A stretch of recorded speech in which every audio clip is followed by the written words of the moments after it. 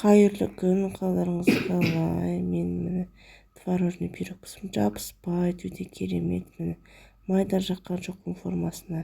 Видеоны соңына шейін көріп, лайк басып, комментарий жазып тіркеле кетіңіздер. Видеоны соңына дейін көріңіздер. Менде міне бір не салмасы мына жерде менде не қамырына песочный болып шығады. Мен 150 грамм маргарин болу керек қой. Мен 180 грамм қостым, 180 грамм. Өте керемет болып шығады. Разрыхлитель оны сода қостым. Негізі разрыхлитель қосу керек. Песочный қылып жасаймын қамырды. Өте тамаша болып шығады. Менде мына жерде қант 10 столовый қасық қант бар. Енді осыларды бірінші сода қосып араластырып аламын жақсылап.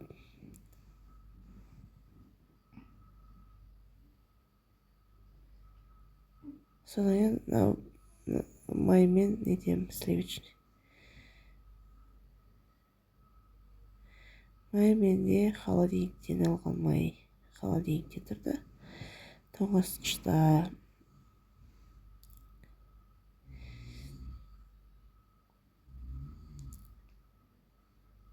Енді міне анамызға содамызды қосамыз осылайна.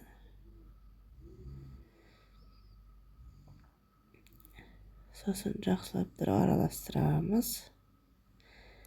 Бір қолмен түсіріп, бір қолмен араластырам жатырмын. Енді қант қосып тағы араластырамыз. Қант көп қоспадым. Салмасына да көп қосқан жоқпын. Салмасына 6 қасық немесе 8 қасық үлкен қасықпен саламыз. Салмасына да қант. Қамырына 10 қасық. Көріңіздер ме, жұмсарып тұр.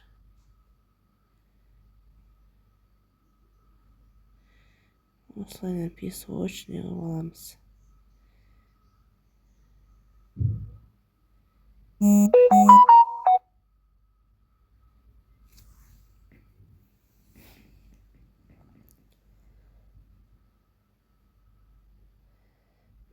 Песочный болып шықты. Енді ортасын шұңқыр қылып, жұмыртқамызды қосып, қамыр илейміз. Егер жұмыртқаларыңыз кішкентай болса, бір үлкен қасық сүт қосып жүрге болады. Өте керемет болып шықты песочный. Жарты сағатқа холодильникке қойып аламыз. Жарты сағатта салмасын дайындаймыз. Блендермен осылайна сүзбемізді езіп аламыз. Жақсылап, содан кейін қантымызды саламыз.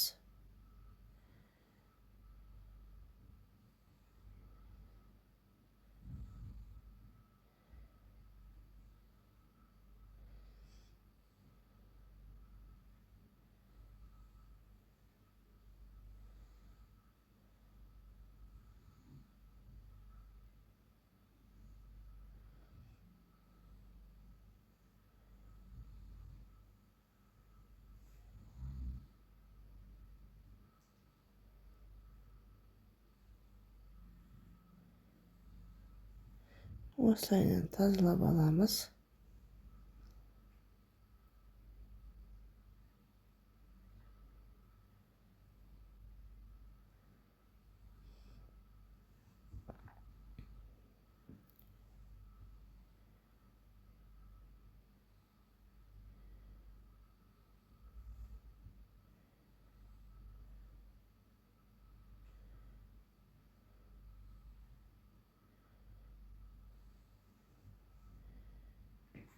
Енді қаймағымызды қосамыз.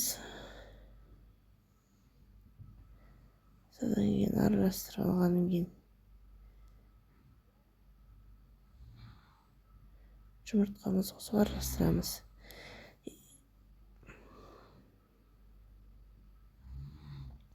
Міне пісіп шықты 30 минутта. Өте тамаша болып шықты.